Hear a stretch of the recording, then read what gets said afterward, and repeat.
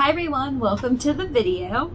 Tonight, I'm going to be filming an impromptu, pretty last minute video that I just decided to film about 5 minutes ago. I'm going to be filming a night in the life of a CRNA. I'm at work right now. I'm on call in-house. That means I'm in the hospital working 11 p.m. till 7 a.m. So that's an 8-hour night shift. I was off during the day today, so I'm just working this night portion. So sounds easy, right? I decided to film because I haven't filmed a CRNA day in a while, and I mean day night kind of same thing, so I wanted to take you guys along and show you what I'm up to. If you don't know what a CRNA is or you're new to my channel, I'm a certified registered nurse anesthetist or an anesthesia provider, and I work in a hospital, and it's a pretty busy hospital, so there's a good chance I'll be doing something tonight, even though hopefully what I'm doing is sleeping. I have a pager and a phone, and I'll be covering emergency airways in the hospital, codes. I'll also be responding to traumas and covering emergency surgeries. The people who are here on the anesthesia team are me, another CRNA, and the anesthesiologist. So we all work together. We'll all be here all night, help each other out if something goes on. Right now I'm in the call room. I just walked up here to set my stuff down, and I'm gonna go back downstairs and just kind of check the board, check our emergency equipment and the trauma room, and I'll kind of show you guys what's going on there. And then once all my checks are done, I'll come back up to my call room and relax until something happens. So far, pretty quiet, and hopefully it stays that way, but you never know. And if it doesn't, it'll be okay because we'll be here to take care of whoever needs help. First order of business when I'm coming onto my call shift is I'm going to check the airway bag. So I'm going to make sure everything's in here that we can need tonight if we go on an airway call to the ER or the floor or the ICU. So I'm actually going to show you because a lot of people have been curious about what's in here. Okay, let's have a look inside.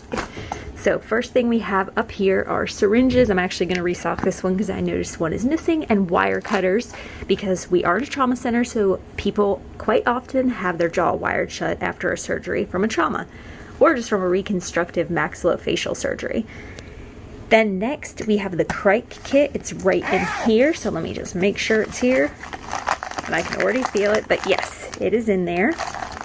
I've never actually had to do a crike, so, I mean, hopefully I never have to. And then we have, I already unbuckled this for you guys, but LMAs.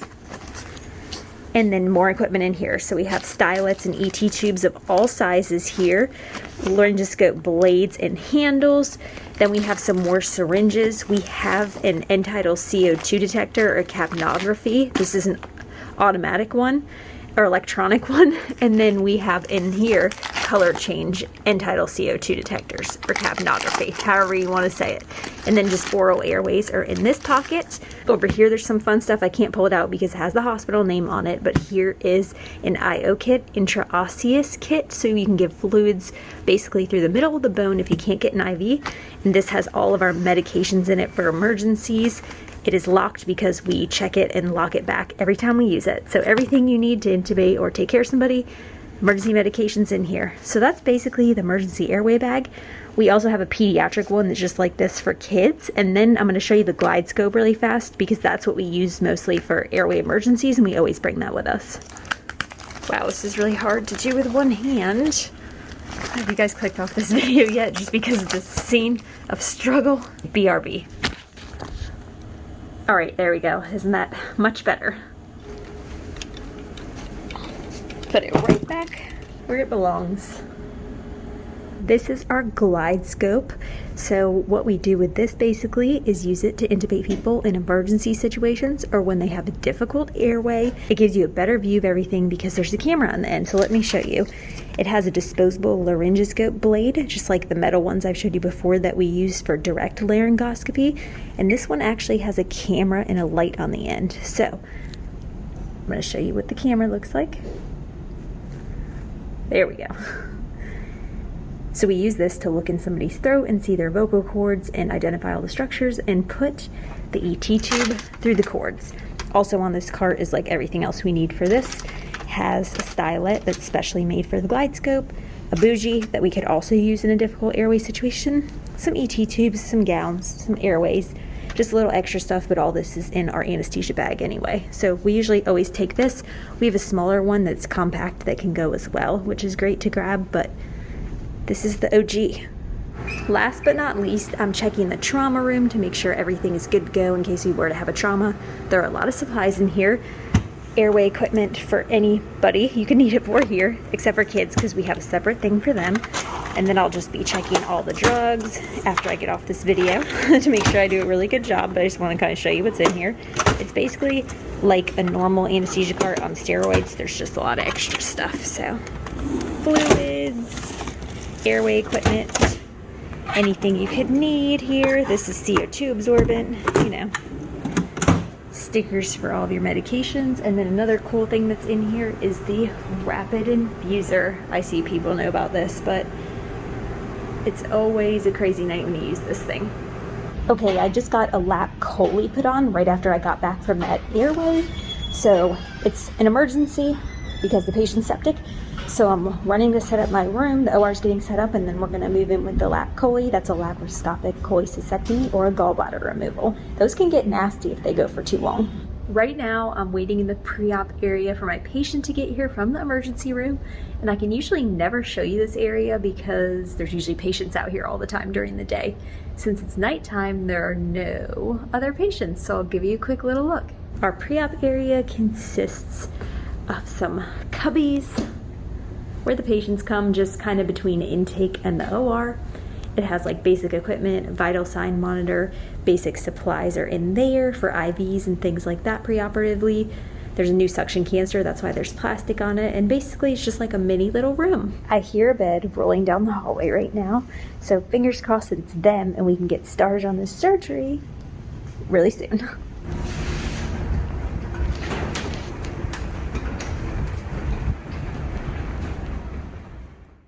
I just finished my case. I was in there for about 3 hours. It is now 3 a.m.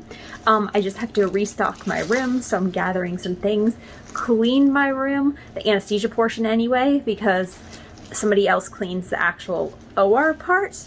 And then I think I'll finally be headed to the call room. But that was a very long case, which just goes to show you, you never know what you're getting into, even when you think something is gonna be short or pretty routine. So glad I had enough medications and was prepared for anything. But yeah, so we don't have techs at night, so we basically clean and restock our own rooms, so they're good to go in the morning for whoever comes in.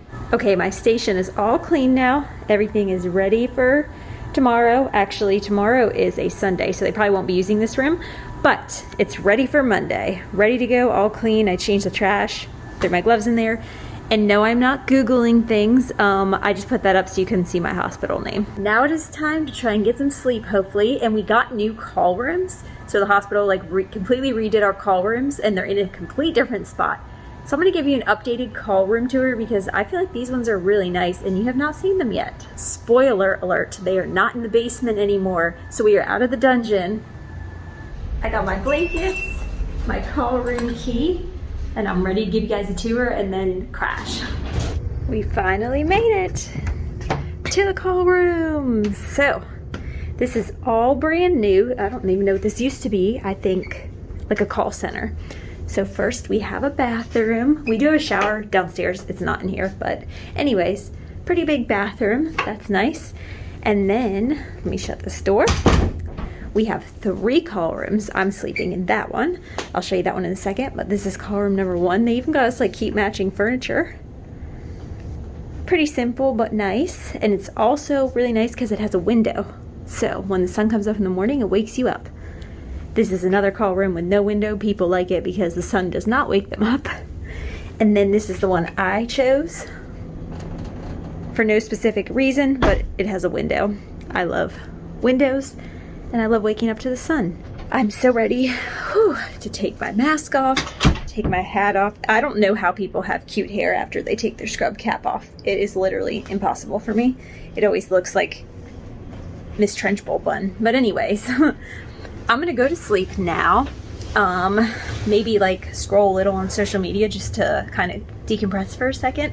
But then I'm definitely gonna go to sleep. Hopefully I don't get any more pages tonight. Right now it is, let me tell you the time, 3:48. So it's kind of late and I get off at 7 in the morning. So it would be nice to have a few hours of sleep. Tomorrow is Sunday, so B and John are at home right now and they'll be home all day tomorrow. So we're gonna do something fun. But anyways, let me stop talking before my pager goes off and then I really don't get any sleep. If my pager does go off, you'll know because I'll take you along. If it doesn't, you'll see me in a few hours.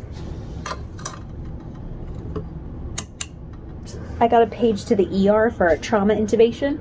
So I'm putting myself on really fast and I'm actually gonna head there and see what's going on down there. So let's go.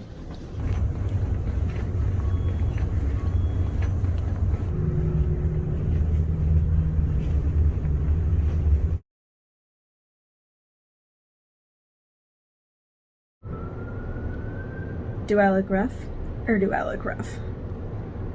Anyways, last night I didn't get any more calls or pages, so I slept for a whopping 3 hours. That's not too bad. It's definitely been worse. I've been up the whole time before, and that's, you know, it kind of like messes up your whole next day because then you have to sleep to make up for it. My plan right now is to go home, hang out with B. I think that we're gonna take the dogs to the park and grab breakfast. Hopefully they're still asleep and then I can get her out of bed without waking up John. That's my plan. But I'll take a nap with her later. So that's when I'll sleep, and then I'll go to bed early tonight. Since I did sleep for like several hours, I don't like to like waste my day sleeping. But if I was up all night, I would definitely sleep today. So that's what I'm gonna have going on. I wanted to say thank you so much for watching this video. If you want to see some cute footage of Bee and dogs, stay tuned because I'm gonna play some after this. But otherwise, I really appreciate your support. If you enjoyed this video, please give it a thumbs up. If you want to see more of these videos, make sure you comment below and tell me what you want to see because I love making vlogs for you guys. Look, I hear an ambulance. And as always, I hope you have an amazing week. See you next week.